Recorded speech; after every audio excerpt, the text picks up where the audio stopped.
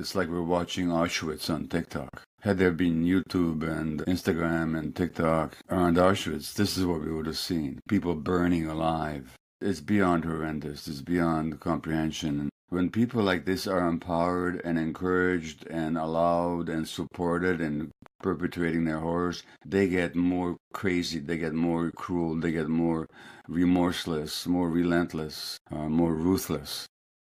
That's what happened to the Nazis. The Nazis did not start off with gas chambers. They started killing their mentally ill people in gas vans. Then they started shooting Jews in Eastern Europe. And then they ended up with the gas chambers of Auschwitz. It's a progression of madness and cruelty that's almost inevitable on the part of the perpetrator, and especially when it's encouraged by all the imperial powers. In the West, there's been this denial. If you walk through Trafalgar Square or Westminster Abbey in London, you see all these monuments to these mass murderers who killed thousands and tens of thousands of people in India, in Africa, and elsewhere in Asia. The present horrors fit into a long history of Western colonialism and Western mass murder of indigenous peoples. So what do you do with the guilt? Well, there's a guilt with, guilt. Guilt is when you do something deliberately that you could have avoided doing.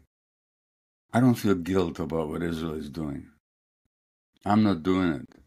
I'm against it. I've been against it for decades. When I used to believe in it, before 1967, I didn't know any better. It's just what I believed.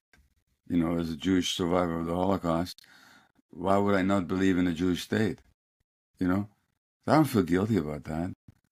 And since I've been opposing it for decades now, why would I feel guilty about that? So it's not a question of guilt. It's a question of rage. It's a question of outrage. And the problem is that the outrage is helpless because your government and my government here in Canada and all the Western governments, all the post-colonial legacy governments are supporting this current ethnic cleansing and colonial perpetration. So the proper response is not guilt. Proper response is how can we channel our rage and healthy rage. And I'm afraid that's where we run into trouble because apart from providing support, whatever material support we can give to the Palestinians, apart from providing moral support, apart from speaking the truth, we also have to accept that we're helpless in the sense that all the conversations that you've had with the wonderful people that you've had on your program, Ilan Pappé and others, all the talks that I've been giving, they've not saved a single life of a single Palestinian infant.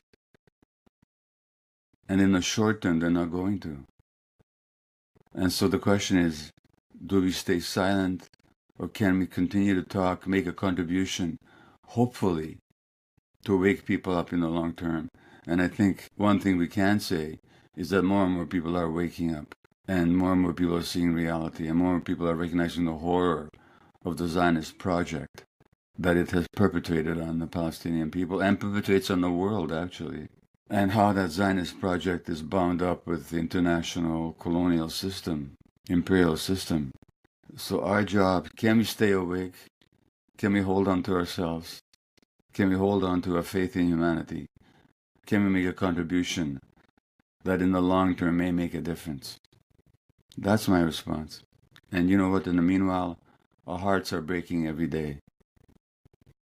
Our hearts are breaking every day, and there's nothing we can do about that.